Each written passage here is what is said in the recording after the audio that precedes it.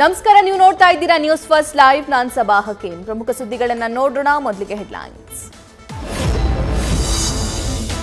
ಚಂಚಲಗೂಡ central ಜೈಲಿಂದ Allu Arjun release.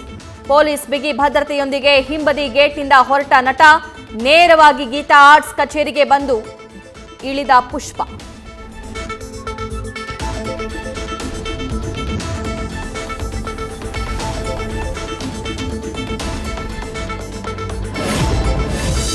Renukaswamy ಕೊಲೆ ಕೇಸ್ನಲ್ಲಿ ದರ್ಶನ್, ಪವಿತ್ರ ಸೇರಿ 7 ಜನರಿಗೆ ಜಾಮೀನು.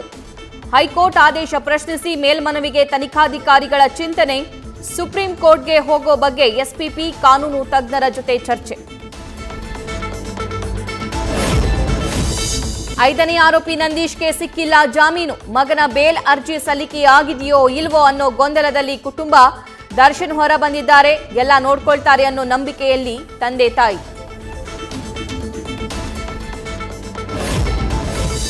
ಡ್ರೋನ್ ಪ್ರತಾಪ್ ಬಂಧನದ ಬಳಿಕ ಮಧುಗಿರಿ ಪೊಲೀಸರ ತೀವ್ರ ತನಿಖೆ.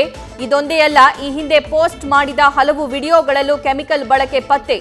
ಎಕ್ಸ್ಪೆರಿಮೆಂಟ್ ನೆಪದಲ್ಲಿ ಹುಚ್ಚಾಟಕ್ಕೆ ಕೆಮಿಕಲ್ ಎಲ್ಲಿಂದ ಬರ್ತಿದೆ ಅಂತ ವಿಚಾರಣೆ.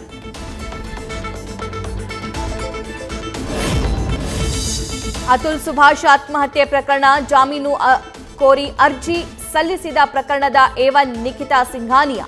ಅಲಹಾಬಾದ್ ಹೈಕೋರ್ಟ್ಗೆ ಬೇಲ್ ಅರ್ಜಿ ಸಲ್ಲಿಕೆ. ಇನ್ನೂ ನಾಪತ್ತೆಯಾಗಿರೋ ಆರೋಪಿ.